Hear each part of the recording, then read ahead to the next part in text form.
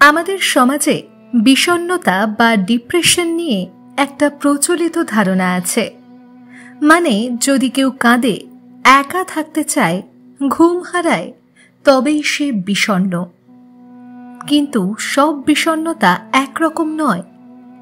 অনেক সময় বিষণ্ণতা মুখে হাসি নিয়েও আসে, কিংবা ঘুমের চাদরে লুকিয়ে থাকে। আপনি কি লক্ষ্য করেছেন সম্প্রতি ঘুম যেন বেশি লাগছে, সকালে উঠতে কষ্ট হয়, অথচ ঘুমের পরও মন ভারী লাগে? ছোট একটা কথায় রাগ বা কষ্ট বেড়ে যাচ্ছে, শরীর ভারী লাগে, মনে হয় যেন সব কাজেই এনার্জি শেষ। কেউ কিছু বললে মনে হয় সবাই আমাকে বুঝতে চায় না। অ্যাটিপিক্যাল ডিপ্রেশন এক ধরনের বিষণ্ণতা, যা সাধারণ নয় বলে অনেক সময় চোখ এড়িয়ে যায়। এই অবস্থায় মানুষ বাইরের দিক থেকে ঠিকঠাক মনে হয়, কিন্তু ভিতরে ভিতরে মানসিকভাবে ক্লান্ত হয়ে পড়ে।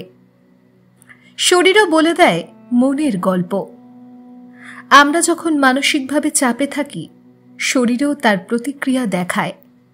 অতিরিক্ত ঘুম, শরীর ভারী লাগা, ক্ষুধার পরিবর্তন বা সহজে রেগে যাওয়া, এগুলো কেবল শারীরিক প্রতিক্রিয়া নয়, বরং মন ও শরীরের অবিচ্ছিন্ন সম্পর্কের প্রতিফলন।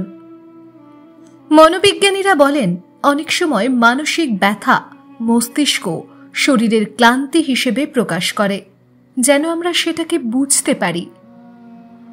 তাই শরীরের এই নীরব বার্তাগুলো শোনা জরুরি। অ্যাটিপিক্যাল ডিপ্রেশন কেন হয়? এর পিছনে থাকতে পারে দীর্ঘদিনের ইমোশনাল স্ট্রেস বা রিজেকশন, সম্পর্কের ভাঙন, একাকিত্ব বা আত্মসম্মানের ক্ষতি, হরমোনাল পরিবর্তন বা বায়োলজিক্যাল কারণ, এমনকি এমন পরিবেশ যেখানে নিজের কথা বলা বা কষ্টের প্রকাশ দুর্বলতা হিসেবে দেখা হয়। বিশেষ করে বাংলাদেশ বা দক্ষিণ এশিয়ার সংস্কৃতিতে মন খারাপ বিষয়টা এখনো লজ্জার কিছু বলে ধরা হয়। ফলে অনেকেই নীরবে ভোগেন, সাহায্য চাইতে দ্বিধা করেন। কি করবেন? নিজেকে সময় দিন, কারোর সঙ্গে কথা বলুন, বন্ধুর সঙ্গে, পরিবারের কারোর সঙ্গে বা মানসিক স্বাস্থ্য বিশেষজ্ঞের সঙ্গে। প্রতিদিন ছোট একটি সেলফ কেয়ার রিচুয়াল তৈরি করুন, যেমন নামাজ শেষে 5 মিনিট জিকির বা মাইন্ডফুলনেস চর্চা, বা নিজের অনুভূতি লিখে রাখা।